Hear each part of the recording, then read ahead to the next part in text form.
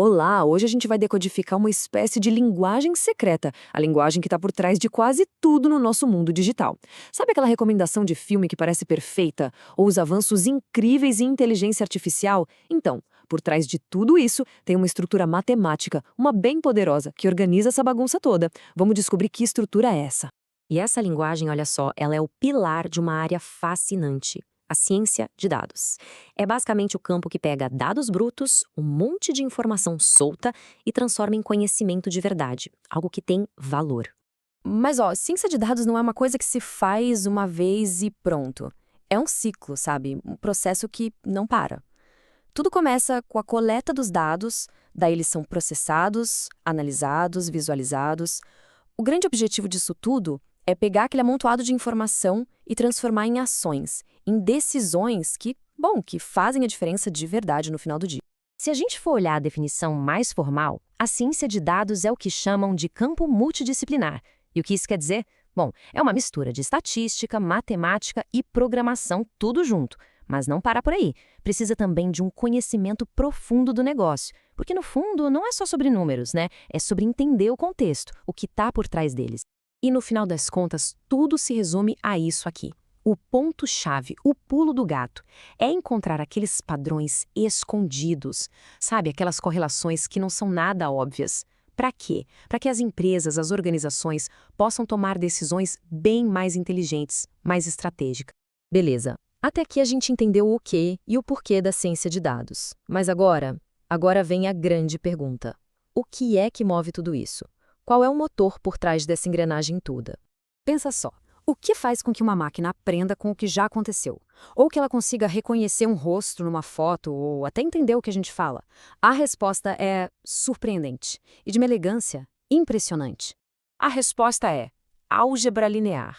Eu sei, pode parecer aquele assunto da aula de matemática do colégio, mas, na verdade, é a espinha dorsal da ciência de dados e da inteligência artificial hoje em dia.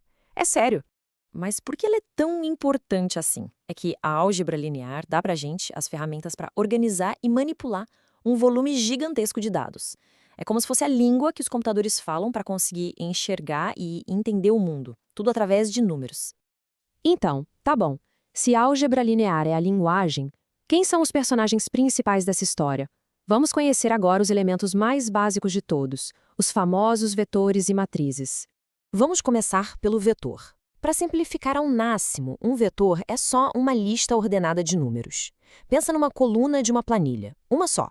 Ali você tem as características de um cliente: idade, renda, quantas compras fez, pronto. Isso é um vetor. Ok, e se o vetor é uma coluna? A matriz é o quê? É a planilha inteira. Pensa numa grade de números com várias linhas e várias colunas. Cada linha pode ser um cliente diferente e cada coluna uma característica, como a gente já viu. É assim que a gente organiza um conjunto de dados para poder analisar. Então, resumindo a ópera, o vetor é unidimensional, uma dimensão só. Já a matriz é bidimensional. Eles são tipo os blocos de Lego, sabe? Os blocos de construção que a gente usa para representar qualquer tipo de dado de um jeito que os computadores entendam e consigam trabalhar. Certo. Definição é legal e importante, mas vamos ver a coisa na prática. Como é que esses números conseguem descrever o mundo de um jeito que seja útil de verdade? É aqui que a mágica começa a acontecer. A álgebra linear permite que a gente traduza essas listas de números em conceitos geométricos. Parece doido, né? Mas, por exemplo, como é que dá para saber se dois vetores são perpendiculares um ao outro só de olhar para os números deles? A resposta para isso está num conceito chamado ortogonalidade. É um nome chique da álgebra linear para o que a gente conhece como perpendicular lá da geometria. E a regra para saber isso é ridiculamente simples. Dois vetores são ortogonais se uma continha, chamada produto escalar, entre eles der exatamente zero. Como o próprio professor Alec, matemático, destaca, a condição é super direta. É isso, uma operação matemática bem simples revela uma propriedade geométrica super importante. É a ponte perfeita entre o mundo abstrato dos números e o mundo visual das formas.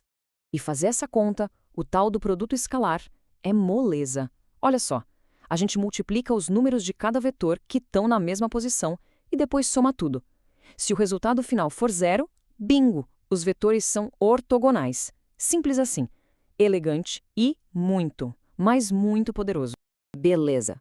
Agora vamos juntar todas as peças. A gente já viu o que são vetores, o que são matrizes e como eles funcionam num nível mais básico. Mas por que isso tudo importa no grande esquema da ciência de dados? O ponto central é esse aqui, ó. Isso não é só conceito teórico, coisa de livro de matemática. São ferramentas de verdade, práticas, essenciais, que são usadas todo santo dia para construir o futuro da tecnologia que a gente usa. Pensa só, naqueles algoritmos de recomendação que a gente usa o tempo todo, ou nas técnicas que fazem um computador reconhecer um rosto numa foto. Tudo isso, e olha, muito mais, depende fundamentalmente de operações com vetores e matrizes. É como pensar que inteligência artificial é um prédio gigante. Se for assim, os vetores e as matrizes são os tijolos.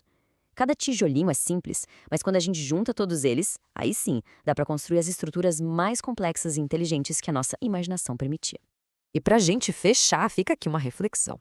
Se a gente acabou de aprender o ABC, o alfabeto e a gramática dessa linguagem escondida, a pergunta que fica é: que novas histórias, que novas descobertas, que inovações a gente vai ser capaz de criar conforme a gente fica mais fluente nisso tudo? O futuro dos dados, ele está sendo escrito agora mesmo, uma matriz de cada vez.